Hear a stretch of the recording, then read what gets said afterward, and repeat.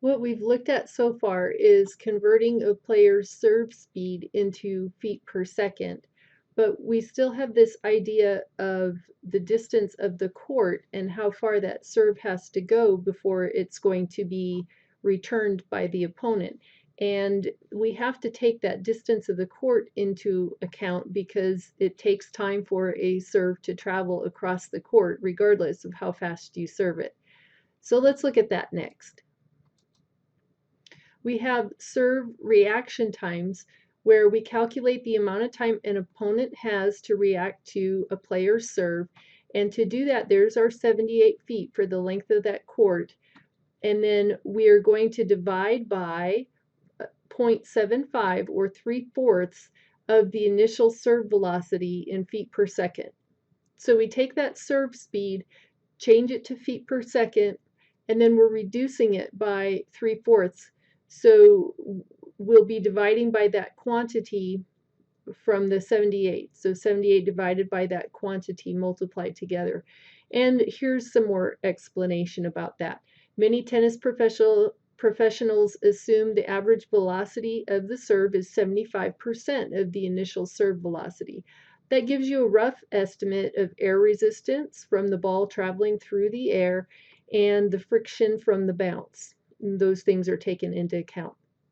Recall that the court size is 78 feet, and that's where that 78 feet, and that's where that 78 feet comes in right here. So we have an example with Sabine Lisicki from Germany. She currently holds the world record for the fastest women's tennis serve for a serve during the 2014 Stanford Classic. Her serve was clocked at 131 miles per hour fast. What was her opponent's reaction time to that fastest women's serve ever for tennis? So let's take a look. We know that her serve speed is 131, and I can write it as miles per, that means put it over, 1 hour.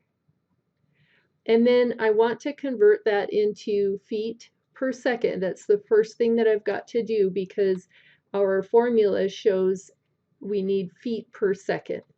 So converting from hours into seconds, I might want to do that and put my conversion fact that 1 hour is 3,600 seconds. And note that my hours are going to cancel top to bottom. That's how I want to make sure I do it.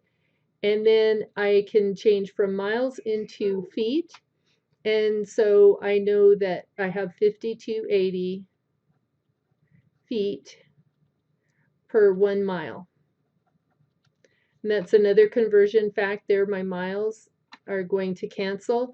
And I needed to have feet per second. That's what I was told from the formula.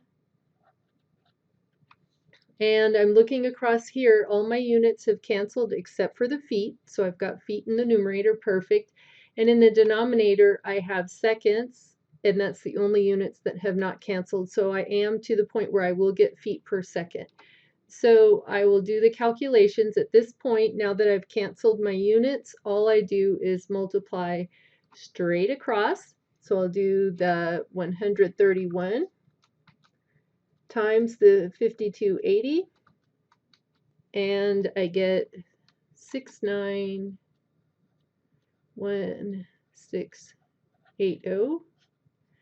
And for my denominator, it looks like I only have 3,600.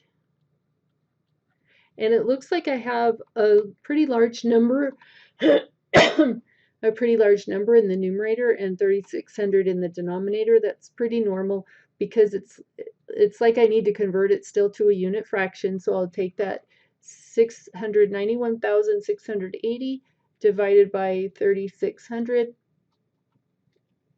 And my result is 192.13 repeating feet per second. And we kind of write it sideways like that. So now I have 192.13 repeating feet per second. I'm going to leave it on the calculator, just like we did in chapter 9 where we were doing the financial math.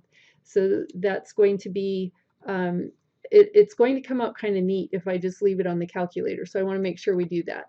So this is step 1, convert into feet per second. Step 2 is going to be use the formula. And to use that formula, I'm going to say R equals 78 feet over 0.75 times the 192.13 repeating. And I might go ahead and just calculate that denominator right away since I have the 192.13 repeating on my calculator. So I'll just multiply by 0.75.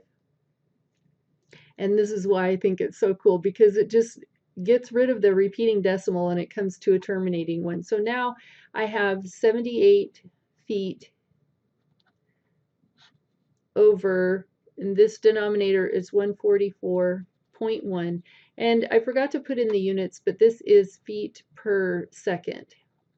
And if I multiply top and bottom by seconds, this is kind of a math trick, multiply it by seconds. The seconds here are going to reduce, the feet here are going to reduce, and my result is going to be in seconds. And that's what I was trying to find out, is the reaction time. But I just wanted to show you that the units do cancel, just not in the quick, easy way that we are seeing above. So I had to use a little bit of math to multiply by something over itself, and then use that to reduce here. You can think of that as the seconds being over 1. And so then the feet did cancel the seconds. I'm left with seconds in the numerator. And now I have 78 divided by 144.1. So I'm going to use the answer feature on my calculator, and I'll just type in that 78 divided by answer equals, and there is my number of seconds finally, and it is in decimal form. And I'm going to round to 2 decimal places and say that Sabina's opponent has 0.54 seconds to react to her serve. And that's not very much time. It's a little over half of a second.